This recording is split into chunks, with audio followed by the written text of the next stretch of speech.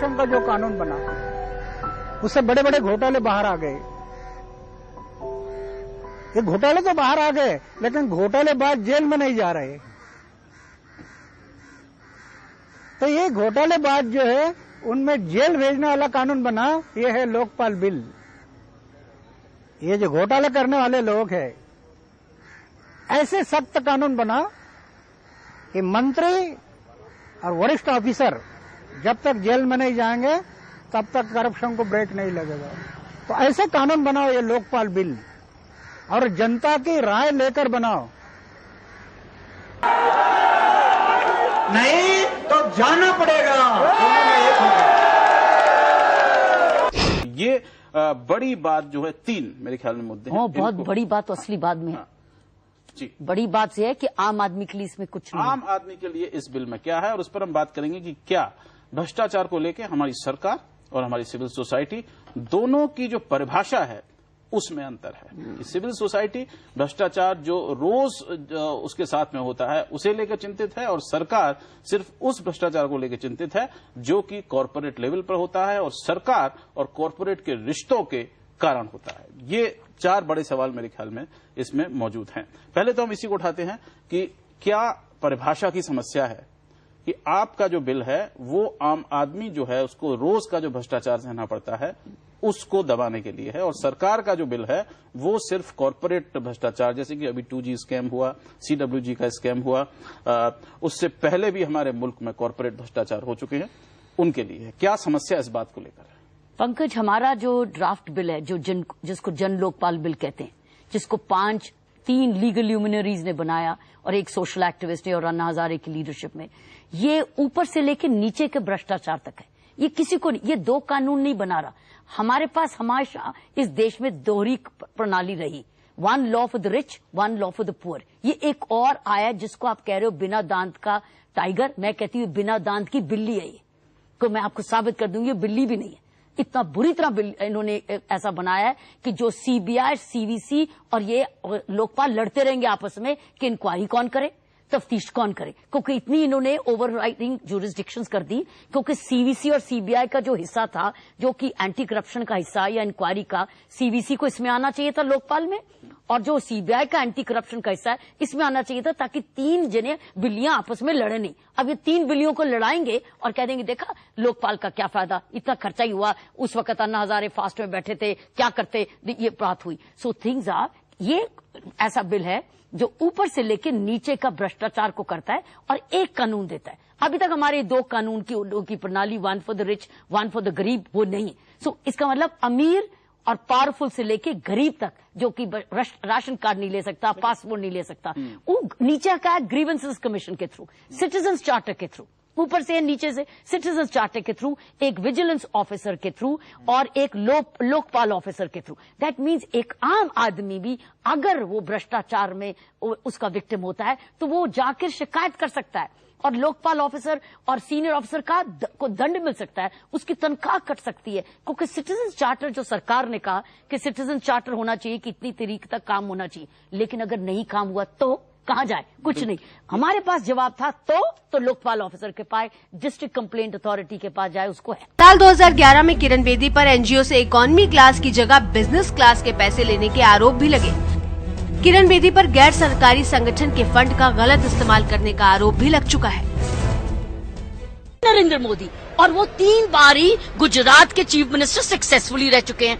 उन्होंने सरकार चलाई है, दिखा दिया है, उनके पास आइडियाज हैं, उनको सुनो तो सही। जब मोदी बोलते हैं तो लगता है दूसरों को स्कूल जाना चाहिए। जब कई जगह ये आंकलन आ रहे हों कि देश के मौजूदा माहौल में सत्ता पक्ष और विपक्ष दोनों से जनता कुछ हद तक नाराज है, तब क्या विकल्प है? हमारे साथ हैं साक्षात अरविंद केजरीवाल। केजरीवाल जी, स्वागत है आपका। अरविंद जी, आपकी पार्टी का नाम क्या होगा? अभी देखिए, ये पूरा लोगों का आंदोलन था और लोगों ने ही ये निर्णय लिया कि इसको राजनीतिक विकल्प देना चाहिए। जब अन्ना ने अनाउंस किया स्टेज से, तो अब हम लोगों से ही पूछ रहे हैं, सारी चीजें लोगों से पूछ के। हमारे पास करीब 15,000 चिट्ठियां आई हैं, ईमेल्स और चिट्ठियां आई हैं। ऊपर अभी भी एक टीम काम कर रही है, उन सबको पढ़ रही है, तो बहुत सुझाव आए हैं। तो ये भी जनता की मर्जी के हिसाब से, तो वो 2 तारीख को लॉन्च की जाएगी पार्टी, 2 अक्टूबर को, और नाम भी तब तक डिसाइड हो जाएगा। केजरीवाल और किरण बेदी के रास्ते अलग होने शुरू हुए केजरीवाल के राजनीतिक पार्टी बनाने के ऐलान के साथ। अगस्त 2012 में जब केजरीवाल ने अलग पार्टी का ऐलान किया तो किरण बेदी ने अन्ना हजारे की तरह राजनीति से दूर रहने का विकल्प चुना। किरण बेदी तो अलग हो गई हैं।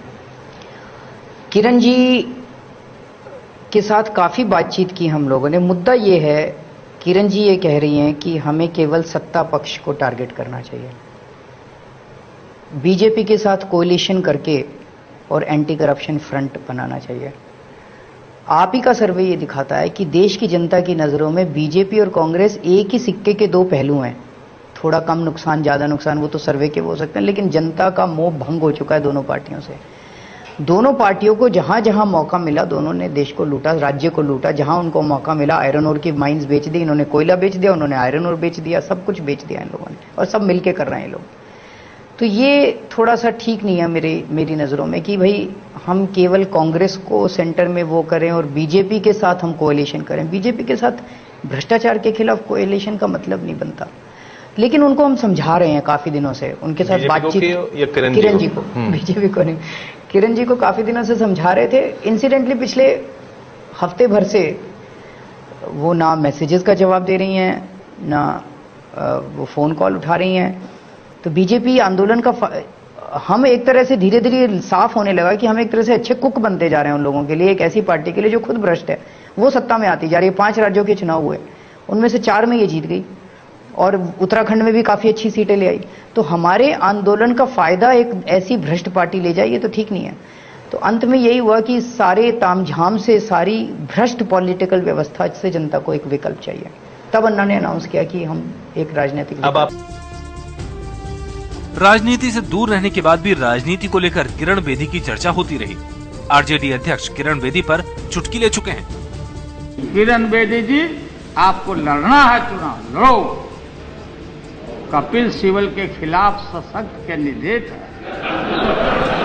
सशक्त कैंडिडेट है, लड़ाई वहां है। केजरीवाल ने तो दिल्ली विधानसभा चुनाव से पहले आपकी तरफ से मुख्यमंत्री पद की दावेदार के तौर पर उतारने का किरण बेदी को ऑफर भी दिया था। पिछले साल से कई बार हम किरण जी को अप्रोच कर चुके हैं कि किरण बेदी जी आम आदमी पार्टी ज्वाइन करें, लेकिन बार बार उन्होंने स्पष्ट कर दिया कि वो राजनीति में नहीं आएंगी। और आज भी अगर वो राजनीति में, आज भी अगर वो आम आदमी पार्टी में आती हैं तो हम उनका स्वागत करेंगे, और हम चाहेंगे कि वो हमारी पार्टी की तरफ से मुख्यमंत्री बने दिल्ली में। चुनाव के नतीजे सामने आए तो आप पार्टी ने सारे अनुमानों को ध्वस्त करते हुए 28 सीट हासिल की, और ऐसे वक्त में किरण बेदी ने दिया सुझाव बीजेपी के साथ हाथ मिलाने का। क्या दोनों जिन्हें कोई मिलकर आपस में बातचीत नहीं कर सकते? क्या ये दुश्मन है? अगले कुछ महीनों में आपके साथ उनकी तकरार तेज होती गई। इस तकरार की सबसे ताजा मिसाल मिली थी रालेगण सिद्धि में अन्ना हजारे के आंदोलन के वक्त। इस आंदोलन में अन्ना की सबसे बड़ी सहयोगी नजर आई थी किरण बेदी। किरण ने लोकपाल के पास होने पर इसे मजबूत लोकपाल बताया था, जबकि टीम केजरीवाल ने इस पर हैरानी जताई थी। आज मैं यहाँ पे पूरे होशो हवास में, पूरी रिस्पॉन्सिबिलिटी के साथ कह रहा हूँ कि ये जो लोकपाल बिल ला रहे हैं, इस लोकपाल बिल से मंत्री तो क्या, एक चूहा भी जेल नहीं जा सकता। संदीप, मैं आपके पास वापस आ रहा हूं। पहले दिखाना चाहूंगा किरण बेदी जी कैसे झुंझला गई जब उनसे सवाल पे सवाल पूछे गए। हाँ, मेरे शो में ये हुई ना बात में भी उन्होंने इसी लोकपाल को जोकपाल बोला। ये मुझे अब एकदम से याद आ गया। ध्यान से देखें।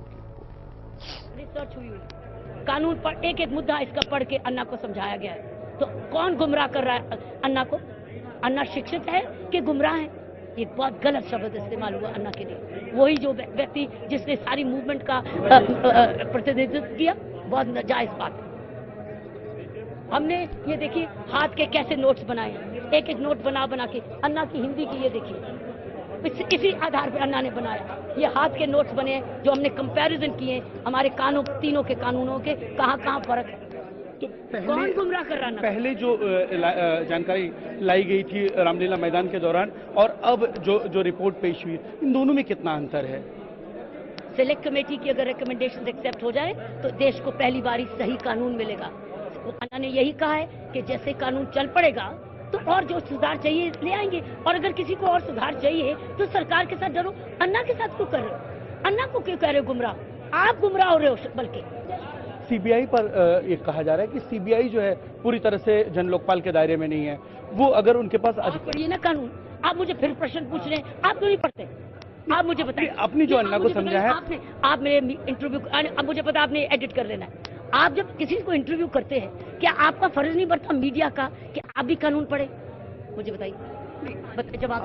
बिल्कुल मेरा फर्ज बनता है और मैं पढ़ने की भी मैंने कोशिश की। ये है कि ऐसे प्रश्न आप पूछोगे ही नहीं। आप ऐसे प्रश्न पूछोगे ही नहीं जब आप भी पढ़ोगे, क्योंकि आप मेरे से क्यों पूछते हो? कानून में लिखा है। क्योंकि आप इरिटेट हो रही है। मैं जानने की कोशिश, जो आरोप लग रहे हैं, चूंकि आप अन्ना के उस चेहरे के साथ है जिस अन्ना ने। मैं चाहूंगा कि ये इंटरव्यू मेरे और संदीप के बीच में प्ले किया जाए जरूर। संदीप भाई, आपकी तो पाठशाला हो गई पूरी। मैं सीधे सीधे आपसे एक सवाल करता हूं संदीप, एक चीज तो आपके इस इंटरव्यू में पता लग गई, और ये बात आप छुप रुस्तुम लिखने आपने बताई भी नहीं कि अन्ना को डिटेलिंग इन्होंने की है, हैं? तो ये इंटरप्रिटेशन की प्रॉब्लम है या फिर क्या मामला है?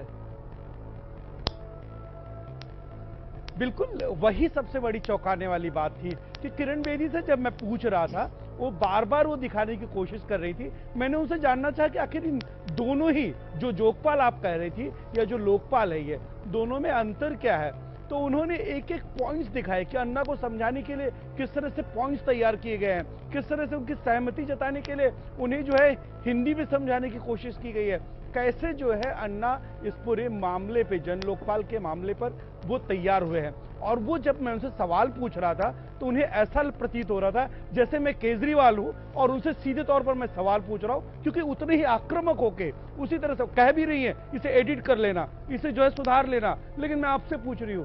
लेकिन वो पूरी तरह से बौखलाई हुई थी मीडिया के सवालों से, जिस तरह से उन पर बार बार आरोप लग रहे थे। उसके साथ साथ दूसरी एक बड़ी बात, आज भी जब दो पुराने साथी बीजेपी का दामन थाम सकते हैं, वीके सिंह के बारे में तो कयास लग ही रहे थे कि वो बीजेपी में शामिल हो सकते हैं, लेकिन अब किरण बेदी ने भी इस तरीके के संकेत दिए हैं। कयासों के मुताबिक किरण बेदी को दिल्ली और वीके सिंह को हरियाणा या यूपी में कहीं से चुनाव लड़ाया जा सकता है। 100% भ्रष्टाचार कम नहीं होगा, लेकिन कम से कम 40-50% भ्रष्टाचार को ब्रेक लगेगा, गरीब लोगों को न्याय मिलेगा। तीसरा सिटीजन चार्टर है, वो बिल अभी लोकसभा में अलग से कानून बनाने के लिए रखा है कि सीबीआई का कंट्रोल सरकार का निकाल दिया इस बिल में। सीबीआई पर जो सरकार का कंट्रोल था वो नहीं रहेगा।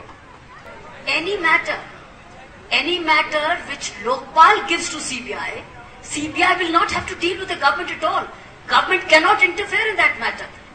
देश की जनता चाहती थी कि लोकपाल बिल आना चाहिए, लेकिन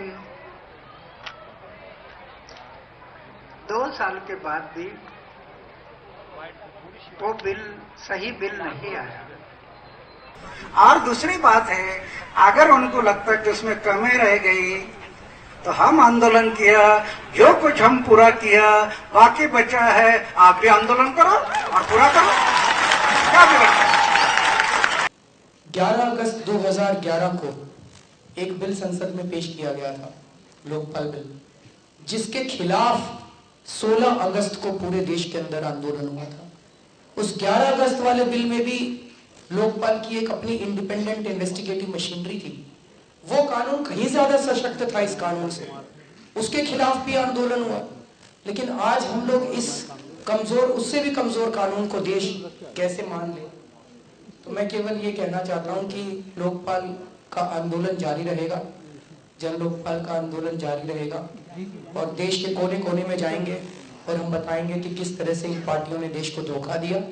संसद के अंदर जो इन्होंने प्रस्ताव पारित किया था, 3 बातों का प्रस्ताव पारित किया था, किस तरह से इन सारी पार्टियों ने धोखा दिया। हम देश के कोने कोने में जाके जनता को जागृत करते रहेंगे। इस बात पर एक बार अगर कानून बन जाए, कुछ सुधार फिर बाद में होते रहे, चरणबद्ध तरीके से भी। सर, जब ये भ्रष्टाचार करते हैं तब भी किस्तों में करते हैं क्या, कि चलो थोड़ा भ्रष्टाचार अभी कर लेते हैं फिर थोड़ा बाद में करेंगे? एहसान कर रहे हैं ये लोग हमारे ऊपर, ये बिल पास करके। अरे सख्त बिल पास करो, कह रहे इतना ले लो अभी, क्यों ले ले भाई, किराने की दुकान है क्या? पूरा सख्त कानून पास करो, भ्रष्टाचार के खिलाफ